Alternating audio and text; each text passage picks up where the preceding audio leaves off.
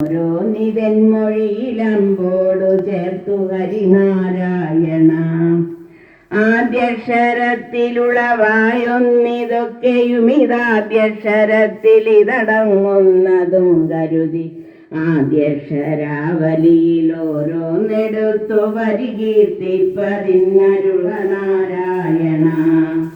ഇക്കണ്ട വിശ്വമത ഇന്ദ്രാദിദേവകളുമാക്കേന്തു കന്യകളോർക്കും ത്രിമൂർത്തികൾ